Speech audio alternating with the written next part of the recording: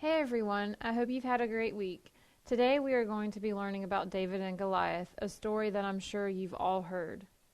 A Bible verse that I want you to remember is 1 Samuel 17 verse 47. The battle is the Lord's. Some people say there are no such things as giants, but those people are wrong. Giants still roam this world. They are very real and very scary. Real giants are not tall guys who stomp around saying fee fi fo fum. Giants sometimes look like that fifth-grade bully who won't leave you alone. Or other times they look like a lunchroom full of kids, but no one to sit with. Still, other times they look like a sickness or sadness. Giants are problems you just don't know how to fix. Giants come in all shapes and sizes, but there's one thing they all have in common. All giants have to be fought. The question you have to answer is, who will do that fighting? You or God? David was just a young shepherd boy when he faced that same decision. Would he fight the giant Goliath on his own, or would he allow God to fight for him? His answer to that question made all the difference. This comes from 1 Samuel 16. David's brothers were all away fighting battles and defending Israel. And what was David doing? Sitting in the fields taking care of his sheep, just like his father told him to do. But David was also learning how to fight bears and lions, learning to protect his sheep with a sling and a stone, and learning to trust God to protect him. Then Israel went to war against the Philistines. The Philistines were mighty warriors, and the mightiest of them all was named Goliath. At 9 feet and 9 inches tall, he was taller than all the Israelites.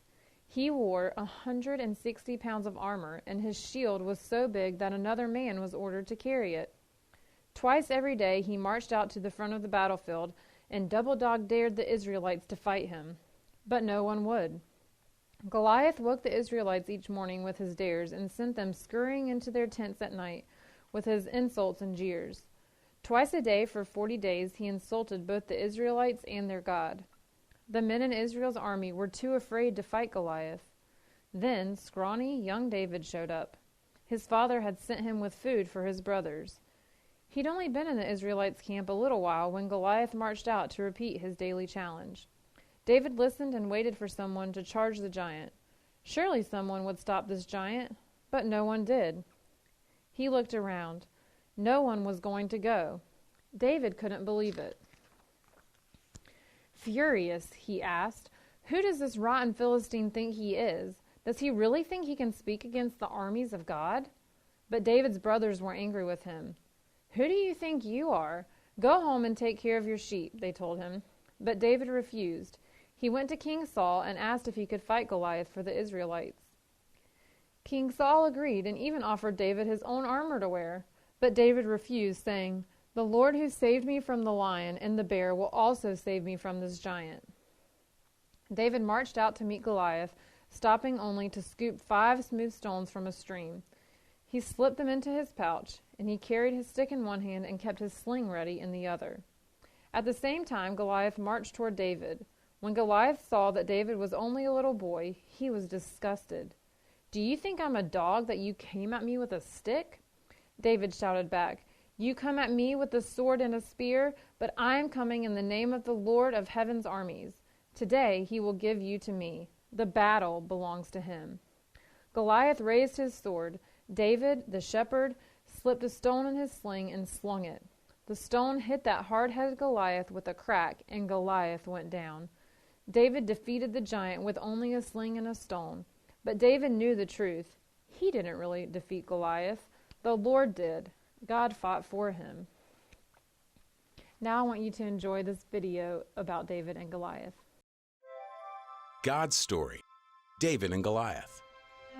So part of God's story is about the time David fought Goliath, and it begins like this. David was the youngest of 8 brothers. His job was being a shepherd, which meant he spent all day in a field watching sheep eat and roll around the grass. Meanwhile, some of his brothers were off with the Israeli army preparing for war against the Philistines. The Philistines were one of the toughest armies the people of Israel had to fight. So one day, David was taking food to his brothers because his dad asked him to.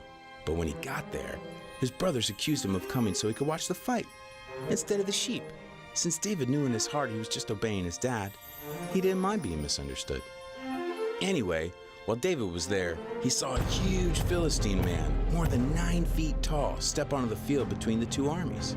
He was wearing a thick helmet and armor and carrying huge weapons.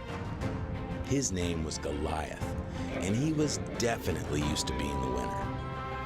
David found out that Goliath had been stepping onto the field like this every morning for the past 40 days and saying, "Give me a man and let us fight each other."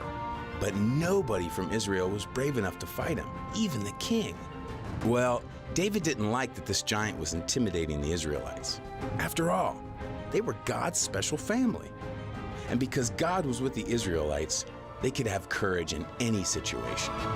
So David, who wasn't even a soldier, told the king, "I'll fight against him." Nah, the king thought David was too small, but he really wanted someone to fight Goliath.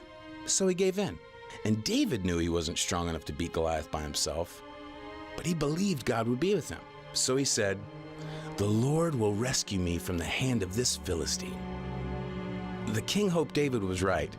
He even had his own weapons and armor put on David, but they didn't fit him. David decided to go into battle in his regular clothes. That's how sure he was that God would help him. Anyway, David went to a nearby stream and chose 5 smooth stones to use with his slingshot. Then he walked onto the battlefield to meet the massive Goliath. When Goliath saw how wimpy David looked, he was furious. He thought he'd get to fight the Israelites' strongest warrior. He said to David, "Am I a dog that you come at me with sticks? I'll give your flesh to the birds and wild animals." David might have looked like a wimp, but he was actually really brave. In fact, he was so brave that when he was taking care of sheep, he fought off bears and lions. Because God helped him protect his sheep, David knew God would help him protect this special family. David said, "You come at me with a sword, but I come at you with the name of the Lord Almighty." He was explaining to Goliath that God was more powerful than anything. He also added that he would feed Goliath's flesh to the birds, which made the giant even more mad. Then David took a stone, put it in the slingshot, and slung it at Goliath. Goliath didn't even get a chance to swing a sword because the stone hit him right in the forehead and sunk in deep. He face-planted straight into the ground. Nobody could believe it. Then David ran over, took hold of the giant's sword, and drew it from the sheath. He took the sword and cut off Goliath's head. David carried the head all the way back to Jerusalem. And when the Philistine army realized Goliath was dead, they started running away like a bunch of scaredy cats. The Israelites chased the Philistines, shouting loudly. They had won. God used David, who was just an average kid, to rescue his people.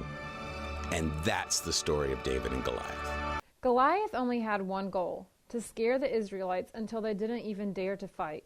Your enemy, the devil, wants to do the same to you, and he uses all kinds of giants to do it. Some things feel like a battle, and they can be very scary. But you have to remember whose battle it is. You have what David had, a God who will fight for you. You do not march into battle alone. You do not struggle alone. You do not face your giants alone, because God is always with you. And God does more than just promise to be with you. He gives you another, even more amazing promise. He will fight for you. That promise wasn't just for David and his giant. It's for you and those things that scare you too. So next time you hear some giant snort and snarl, threaten and terrorize, remind yourself and him that this battle belongs to the Lord. Our promise to God today should be, I will not worry. I will be brave and trust God to fight the giant problems for me. I'll see you soon. Thanks for joining us.